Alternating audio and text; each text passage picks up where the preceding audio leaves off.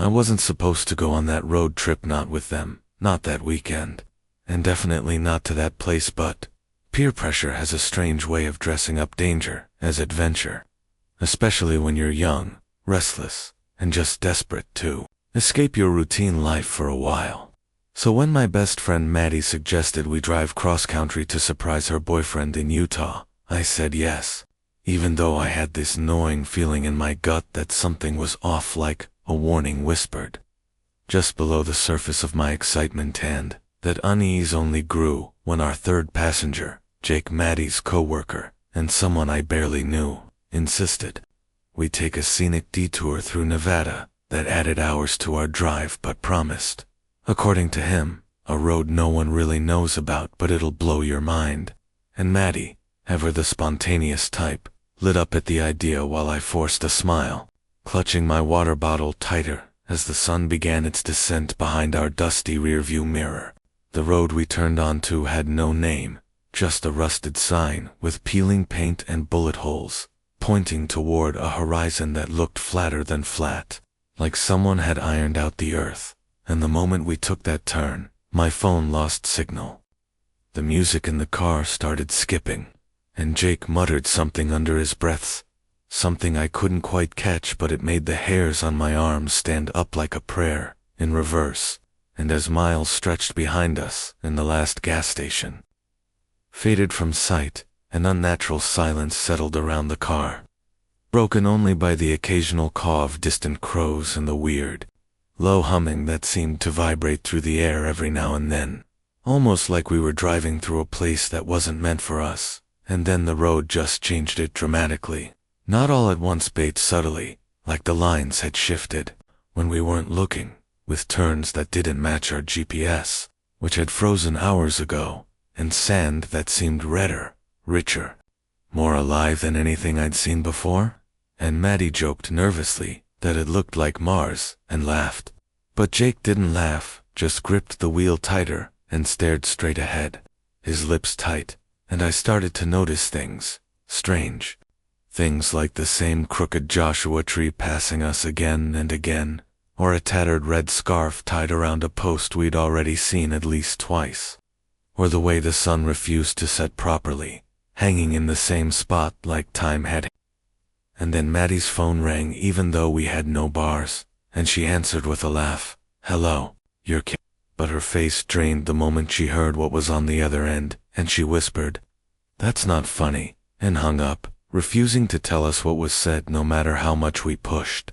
Just turning up the music and staring out the window, eyes glassy, until the tape deck crackled and the car speakers began playing a song we hadn't cooed, an old country tune with the lyrics. 3 went in but 1 came out, Buried Bones and Empty Root, and we looked at each other in stunned silence, the same thought blooming in all our minds. We didn't put that on end when Jake tried to eject the tape.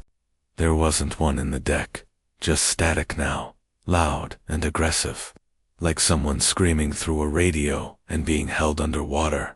And that's when we saw the first sign of something truly wrong. A black sedan parked on the side of the road with all 4 doors open, engine still running, but no one inside.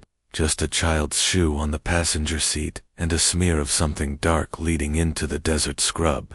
And Jake slowed down, but didn't stop, even as Maddie yelled, "We have to help." And I shouted, "No, something's not right." And thank God Jake listened to me, because the second we passed that car, Maddie's side window shutter just exploded inward, like it had been shot bait.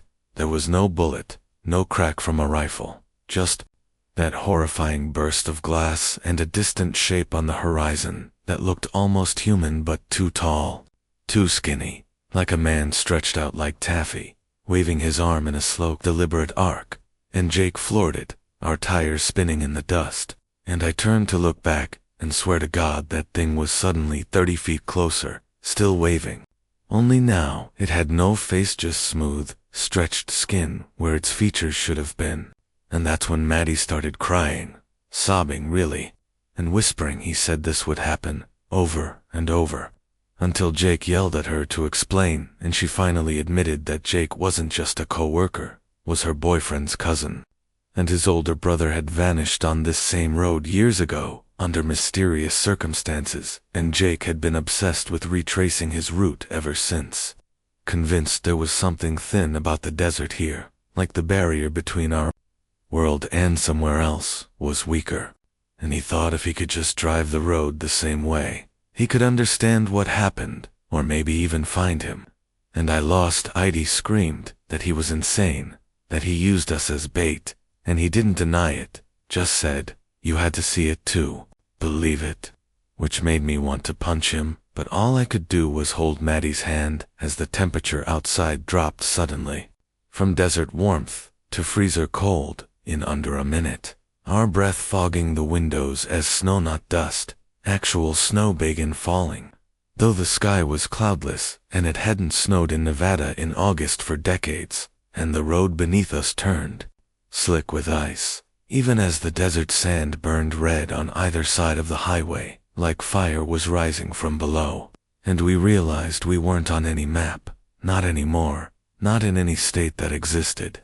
And the shadows in the mirrors weren't our state, were longer, twisted, and seemed to lag behind like echoes of people who weren't in the car anymore.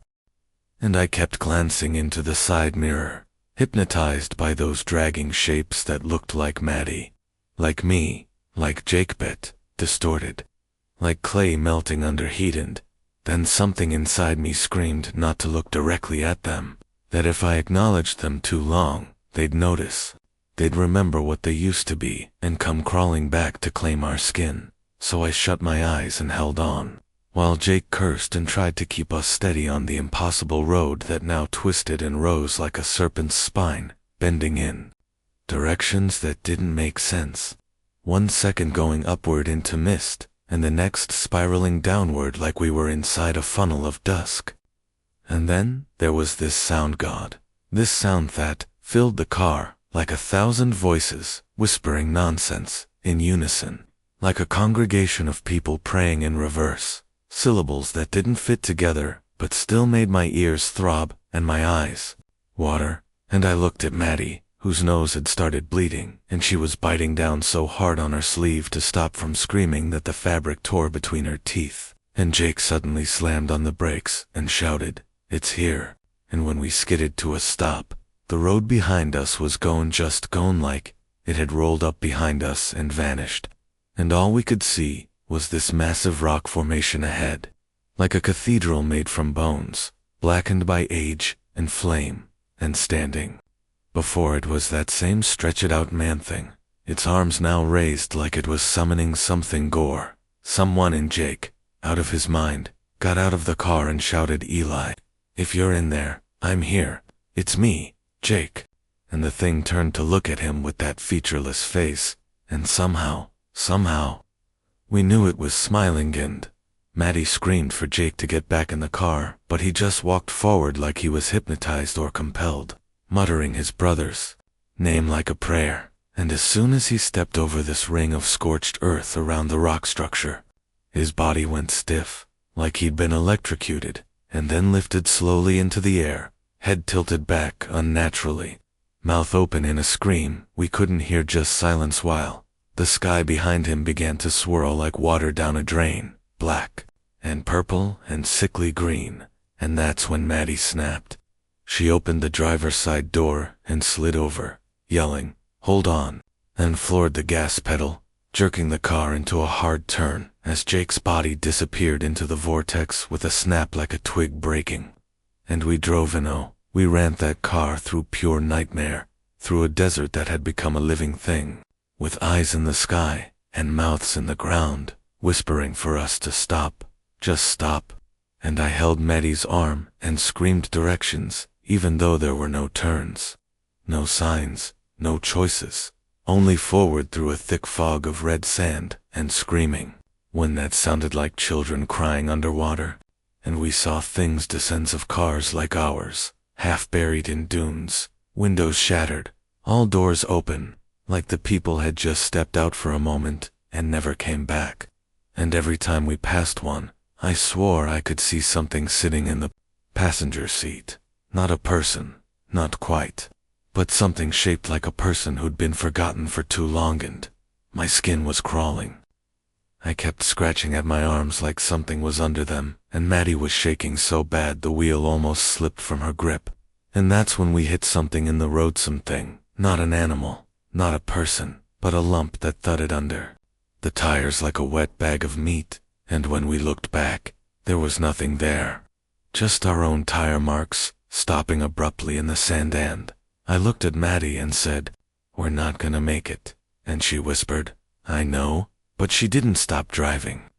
And then the voices returned, louder now, whispering our names, our actual names, ones we hadn't said aloud since childhood. Middle names, nicknames our parents used when we were toddlers. Show did they know. And we passed a sign, finally. A rusted green one that said, "Return the way you came," and Maddie Laffa just burst into a manic, hopeless laugh, and said, "What way?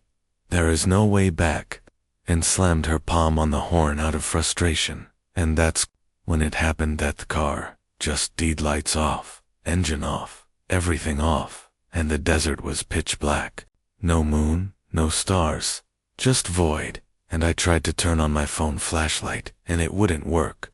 Nothing worked, and then the desert started lighting up, not from the sky, but from below, cracks opening in the earth with a dull red glow like magma, or blood under a microscope, and out of those cracks came thinned figures from the mirrors, but now fully solid, stepping out of the rifts in the earth like they'd been waiting for our arrival, and their skin looked like ours, like exact copies of us, but slightly wrong, like they'd been sculpted by memory alone. And the one that looked like Maddie smiled and tilted its head and opened its arms, and I swear on everything I love that I felt my body want to go to it, like gravity, like home, and I had to grip the car door to stop myself from stepping into the sand. And Maddie whispered, "They want to replace us." And I said, "No, they want to be us." And she nodded with tears running down her cheeks and said, "I think Jake let them." And I didn't want to ask what she meant, but she continued, "They didn't take him. He gave himself to them." And before I could even process that, one of the figures slammed its palm against the window, and we both screamed. And the glass didn't break, bait. It began to melt, dripping like wax. And I grabbed Maddie's hand and said, "We run on 3, and she nodded, trembling. And I counted down 3 tune. And we flung the doors open and sprinted barefoot into the sand, running toward nothing because there was nowhere left to go, only open desert and nightmare behind us. But something in me whispered run anyway, so we did, and I don't know how long we ran, maybe minutes, maybe hours. But eventually the sand beneath our feet changed, Beckham Graveland. The howling wind cut off like someone closed a door, and we stumbled into a clearing, back on pavement, back on a normal 2-lane highway, under a bright full moon. And Maddie collapsed and screamed, and I looked back, and there was nothing behind us. Just open highway and stars. No cracked earth, no doppelgangers, no melted car, no Jake. Just nothing, and we sobbed together until headlights appeared in the distance and a semi-truck pulled over, and a kind old man jumped out yelling, "Are you girls okay? Jesus, what are you doing out here in the middle of the night?" And I couldn't even speak. I just pointed behind us, and he turned and squinted and said, "There's nothing back there," and we begged him to take us anywhere, and he did. He took us to the nearest gas station, where the clerk called the sheriff, and when we told him what happened, the sheriff sighed and said, "This ain't the first time I've heard a story like that. Not out by Devil's Spine Road." And I asked, "Then why isn't it blocked off?" And he just looked at me and said, "Wouldn't matter. That road don't always need pavement," and he walked away like it was nothing, like we were just one of many. And I wanted to scream at him, shake him, make him realize how insane it was to treat what we'd just survived like some campfire tale. But Maddie grabbed my wrist and whispered, "Let it go," because she could see I was seconds from breaking down, completely, and honestly, I think she was too. So we sat in the gas station bathroom for hours, not talking, just breathing, trying to scrub the desert from our skin, like it might still be clinging to us, and eventually her boyfriend drove for hours to come get us, and when he asked what happened, she lead said Jake went off to meet a girl and left us stranded, and I followed her lead, even though I wanted to scream the truth, because deep down, I knew no one would believe it, and worse, I didn't want to say it out loud and make it real again, like naming it would call it back.